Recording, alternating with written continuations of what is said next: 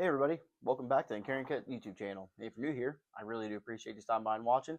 Don't forget to like, subscribe, also leave a comment down below. Really do appreciate it. Love interacting with all you guys out there. And if you would, check out our Instagram at Carryandcut. And if you would like to support my channel in any sort of way, make sure you go over to Patreon at Carryandcut and give me a follow over there. Really do appreciate it. All the proceeds go directly back in the channel to buy new knives and new equipment to hopefully make the quality and the content better for you guys. And I'm really trying to get into monetization on YouTube, but they're making it extremely hard for me. I've been trying now for weeks, and I cannot seem to get anywhere. So I guess if you guys do want to support me, that's going to be the best avenue to go through. And yeah, so we got the tools out today. We're going to be doing a disassembly and maintenance video on this Spyderco Sage 5.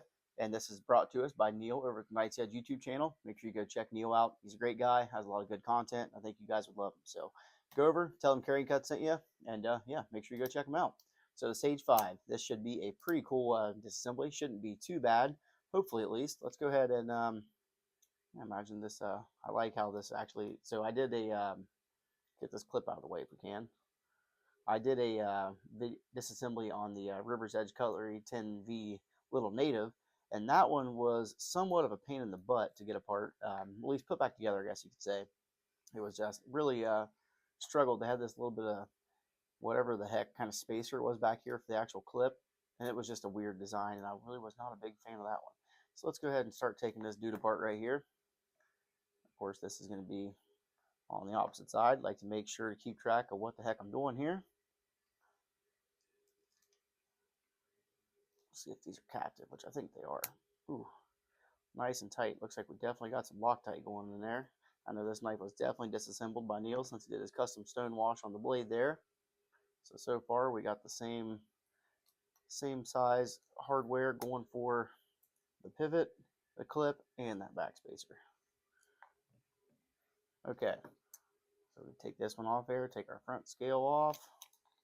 All right, and that is what we got going on the inside. So we have the pass-through lanyard dude right there, lanyard post, I guess you could say. It's kind of interesting how that stop pin is designed. I bet there's going to be a screw on that other side.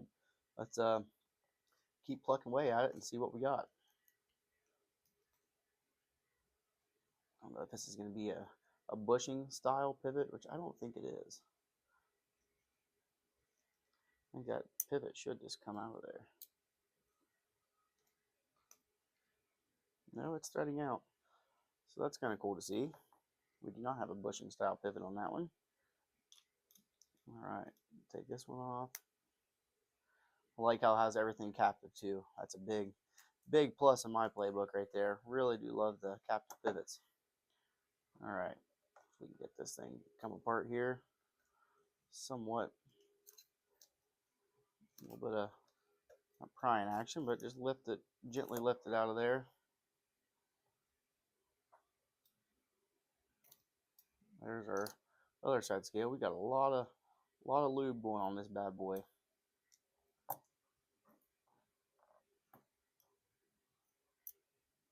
See if we can get that out of there.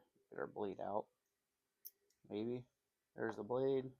Our stop pin, which just sits in there into one side. That is, oh, that's our pivot right there. Interesting. So the pivot is indeed, no, it's captive. Cool. Good. All right, so there's that out of there. That dude is stuck in there. There's our two barrel spacers, which are actually going to be the same. And there's our lanyard. And then our stop pin just sits in there. So that is kind of interesting. Never quite seen that design looking like that. So we have a whole lot of oil going on in there. Not sure what the deal is. So we got our two scales. We're going to keep that secondary pin in there just like that where it's at. Don't want to take that one out of there. And we got our two liners. We got two barrel spacers. We have a stop pin. This is going to be the actual pivot itself.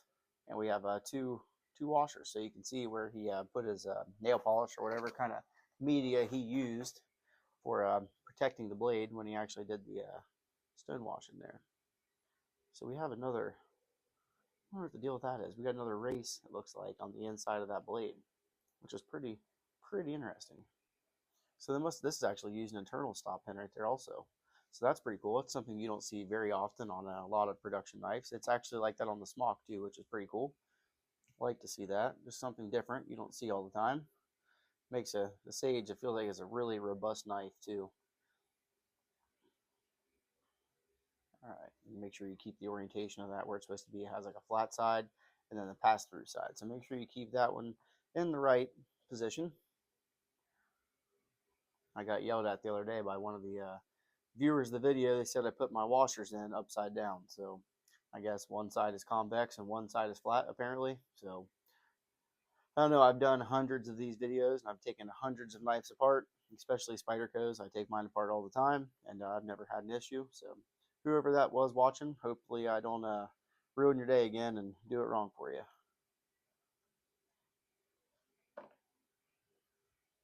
Okay, go ahead and scrub these washers up a little bit. Perfect. Get this other one out of here.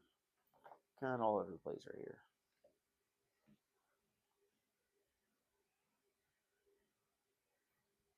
All right. So now let's get these liners cleaned up. Don't know where the heck all this oil came from unless you really aggressively lubed up that pivot, which could be the case. But kind of hard to see it going all over the place like that. And this knife does have a lot of aftermarket support too, which is really cool. You can get awesome different scale options for it. I know Applied's Weapon Technologies does do a lot of cool aluminum scales for this knife. I'm not sure about titanium offerings, but it still is really cool nonetheless. All right, so let's go ahead and start with, I like to start with this side right here. And this is going to be like that, like so. And the pivot, which is kind of strange, is going to go in like this. I feel like we could start one of our pivot screws in there too.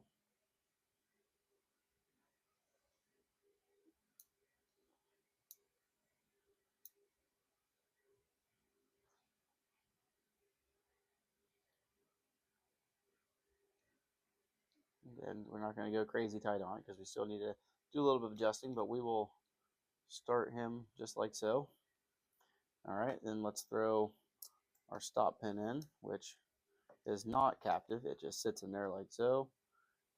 Let's get one of our washers. We could inspect it to see which side has more wear, I guess you could say. So the shinier side is going to be the side that was coming in contact with the actual blade surface. So let's go ahead and throw some of that on there. Let's throw some KPL on that one. I like to put a little thing here for the detent ball. Same for that side of the blade housing. And there came that race out that I was telling you about, which is kind of interesting.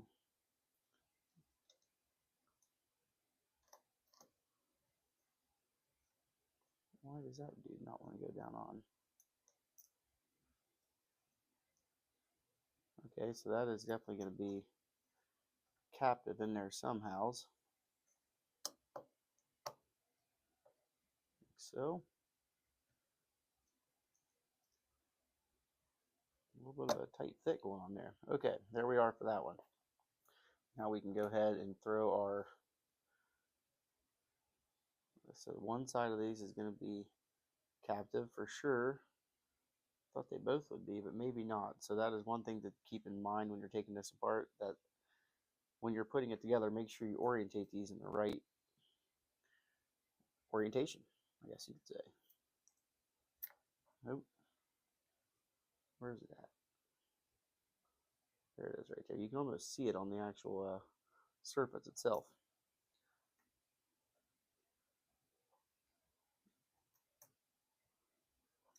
Why has it got to give me such a problem?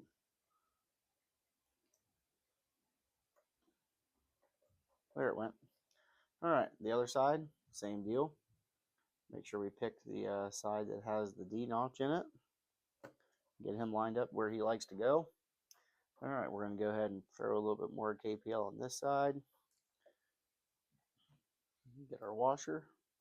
Find our shiny side again. Make sure we're not hurting anybody's feelings. Throw him down just like so. And our lanyard post, he's going to go down like that. All right. And just like that, we are rocking and rolling. Bob's your uncle, I guess you could say. All right, let's throw this side back down together like so. We can start with our pivot right here.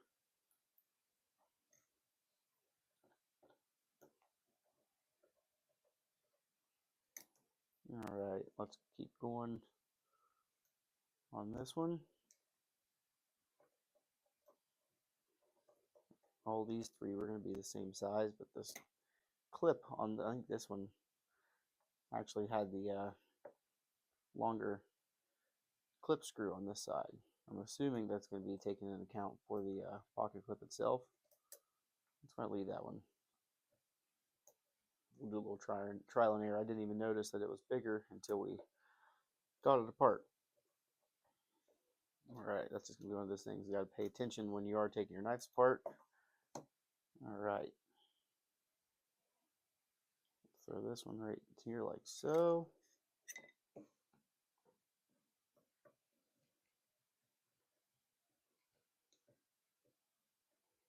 And throw our clip on. This is kind of a, I like these clips because you can get them started. And then you should just be able to run it right down in like that.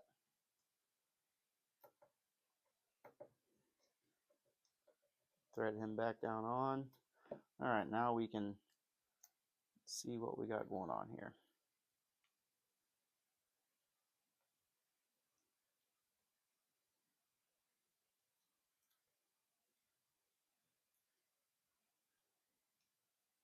Alright, suck that pivot back down where it was supposed to be. Centering is just a fuzz off right now. Let's see if we can bring it back over somewhat centered, tightening the other side pivot a little more.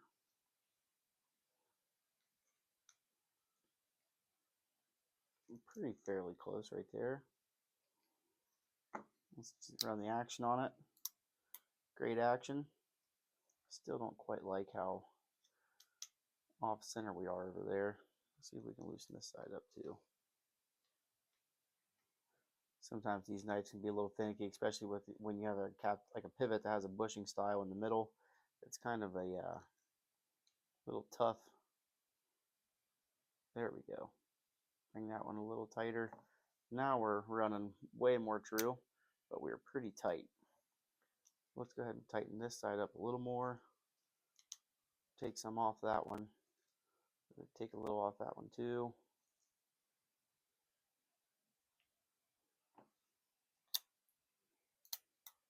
All right. Not too bad. A little hiccup on it though. Let's see if we can snug the rest of these up.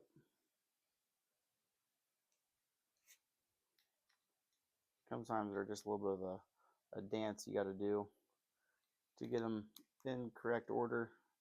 I like to see a lot of the times, yeah, we're pretty much dead on the money right now. So that's pretty good for the most part. Not too bad. Action, still great. Reverse flick, great. Thumb, you can flick it out with the compression maybe. This is still a little bit more of a stiffer than some. I feel like it might still have a little bit of break-in period to go.